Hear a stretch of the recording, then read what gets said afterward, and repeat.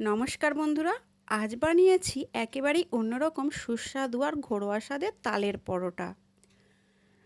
তালের মিষ্টি গন্ধে নরম পরোটার স্বাদ আর বৃষ্টি দিনে এই রেসিপি দারুণ মজার। কাল রাত্রিতে অনেক তাল পড়েছে, দেখুন কত তাল গুঁড়িয়ে এনেছি। আমি এখান থেকে একটা তাল নিয়ে নেব। প্রথমে আমি একটা তাল থেকে পিউরি বের করে নিচ্ছি। তালটাকে আমি আগে থেকেই ফাটিয়ে রেখেছিলাম। এবার এই তালটাকে 3 ভাগ করে নিচ্ছি। আমি এইভাবে তালকে ছড়ে নেব। আপনারা ঝুড়ি বা আরও অন্য কিছু তো ছড়ে নেবেন। তাল চেক করে নেবেন, অনেক সময় তাল পুকুরে পড়লে সেই তাল টকিয়ে যায়।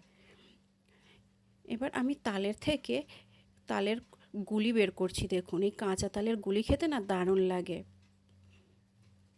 এইভাবে আমি গুলি বের করে নিয়েছি। তালের পিউরি আমি এইভাবে বের করে নিচ্ছি। আর এই রেসিপি বানাতে তেমন কিছু লাগে না। তালের পিউরি আমি পুরো বের করে নিয়েছি।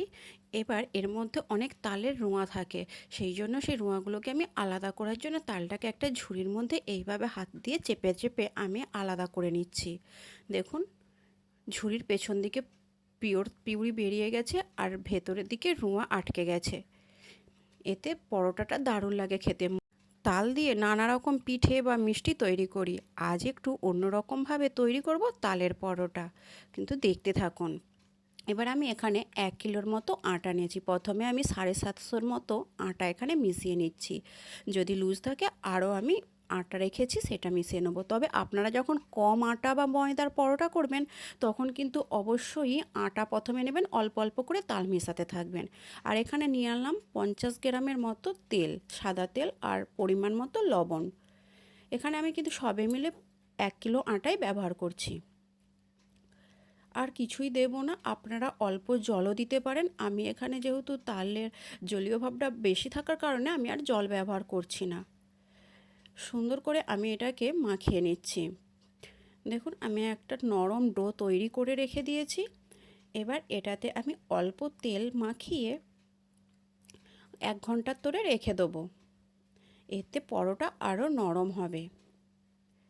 আপনারাও কিন্তু বাড়িতে অবশ্যই ট্রাই করবেন, একেবারেই সহজ।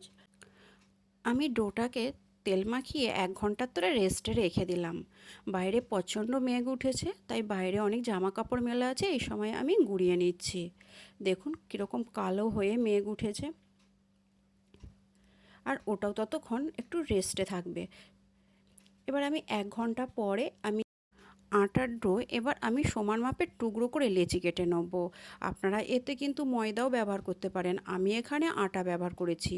আর এখানে আপনারা যদি আরও মিষ্টিও খেতে চান, এখানে চিনিও আপনারা ব্যবহার করতে পারেন। আমি এখানে চিনি না দিয়েই করে দেখাচ্ছি, তাল মিষ্টিই ছিল।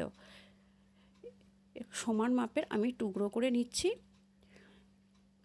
সুন্দর করে এটাকে এবার আমি গোল করে লেচি কেটে নিচ্ছি। দেখুন, এইভাবে আমি হাতের সাহায্যে চেপে একটু গোল করে নেব, তাতে আমার পরোটাটা বেলা দারুণ হবে।